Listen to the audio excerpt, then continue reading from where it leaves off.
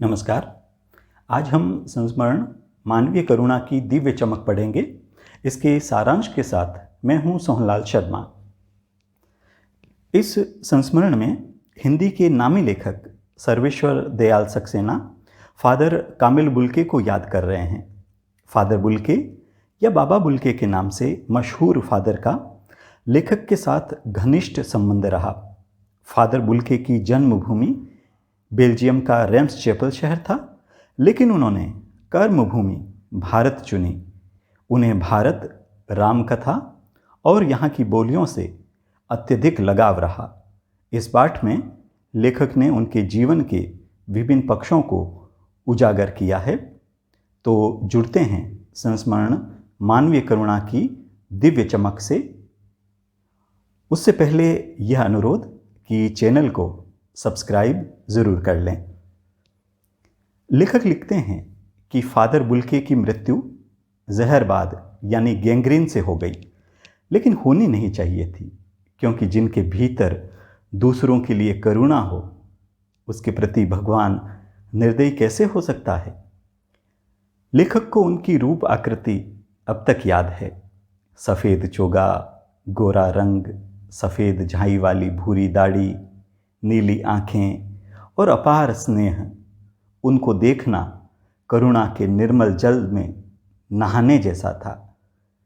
Father से लेखक का जुड़ाव उन दिनों में हुआ जब वे इलाहाबाद में परिमल समूह संस्था की गोष्ठियों में भाग लेते। फादर सक्रिय रूप से बहसों में भाग लेते, राय रखते, हंसी मजाक करते। लेखक के घर परिवार के उत्सवों संस्कारों में बड़े भाई और पुरोहित की भूमिका निभाते। फादर ने ही लेखक के बच्चे के मुंह में पहली बार अन्न डाला था। उनकी वात्सल्य भाव की ऊंचाई देवदारू पेड़ सरीखी थी।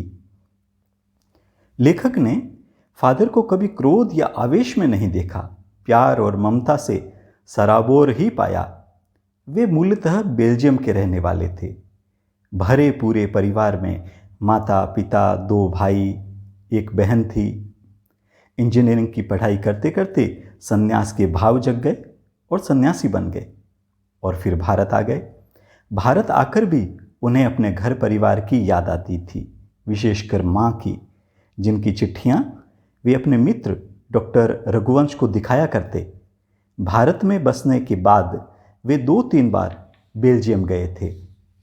आप सब छोड़कर क्यों चले आए के जवाब में वे इसे प्रभु की इच्छा बताते। सन्यासी होने पर फादर ने धर्मगुरु के पास भारत जाने की इच्छा रखी, जिसे मान लिया गया और वे सन्यासी बनकर भारत आ गए। यहाँ आकर फादर ने जिसेट संघ में 2 साल पादरियों के बीच धर्म की पढ़ाई की। फिर 9-10 वर्ष दार्जिलिंग में पढ़ते रहे। फिर कलकत्ता से बीए व इलाहाबाद से एमए किया। साल 1950 में प्रयाग विश्वविद्यालय के अध्यक्ष डॉक्टर धीरेन्द्र वर्मा के मार्गदर्शन में राम कथा उत्पत्ति और विकास विषय पर उन्होंने शोध प्रबंध कार्य पूरा किया। उन्होंने ब्लू बर्ड नाटक का नील पंछी के नाम से रूपांतर किया। फिर रांची के सेंट जेवियर्स कॉलेज में हिंदी संस्कृत विभाग के विभागाध्यक्ष बन गए।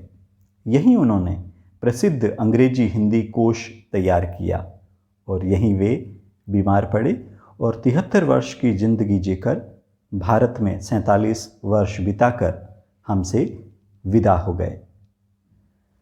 सन्यासी होते हुए भी उनकी रिश्तों को निभाने में गहरी आस्था थी। वे बड़े मिलनसार थे। हिंदी के प्रति अगाध प्रेम था और इसे राष्ट्रभाषा के रूप में देखने की उनकी गहरी इच्छा थी। वे हिंदी वालों के द्वारा ही की जाने वाली उपेक्षा से बहुत नाराज थे। वे घर परिवार, निजी दुख तकलीफ़ों के बारे में पूछते, सांत्वना देते। लेखक की पत्नी व पुत्र की मृत्यु पर फादर के सांत्वना भरे शब्द उन्हें अब तक याद है, जिनमें झरने सी शांति थी। 18 अगस्त 1982 की सुबह 10 बजे का समय था। दिल्ली का निकलसन कब्रगाह कुछ पादरियों, रघुवंश जी के बेटे व परिजन ने फादर के ताबूत को गाड़ी से उतारा और लंबी संकरी सड़क से कब्रगाह के आखिरी छोर तक ले गए। वहाँ जैनेन्द्र कुमार, विजेंद्र स्नातक जैसे नामी लेखक व मसीही समाज के लोग व धर्मगुरु मौजूद थे। दुख में डूबे उनके परम मित्र डॉक्टर रघुवंश भी सिमटे खड़े थे। फादर की देह पहले कब्र के ऊपर लिटाकर मसीही विधि से अंतिम संस्कार शुरू हुआ। सेंट जेवियर्स के रेक्टर फादर पास्कल ने उनके जीवन व कर्म पर श्रद्धांजलि दी। डॉक्टर सत्यप्रकाश ने उन्हें नमन किया और देह कब्र में उतार दी गई। वहाँ मौजूद सभी की आंखें नम थी। फादर बुल्के छायादार, फल फूलदार पेड़ की तरह थे, जिनका व्यक्तित्व दिव्य करुणा की चमक से लहलहाता था। उनकी स्मृति यज्ञ की पावन अग्नि की तरह हमेशा बनी रहेगी। लेखक उनको याद कर श्रद्धा भाव से भर जाते हैं। तो ये था सारांश सर्वेश्वर दयाल सक्सेना जी के संस्मरण मानवीय करुणा की दिव्य चमक का। ऐसे ही उपयोगी वीडियो के लिए चैनल को लाइक व सब्सक्राइब करना न भूलें। आज के लिए इतना ही।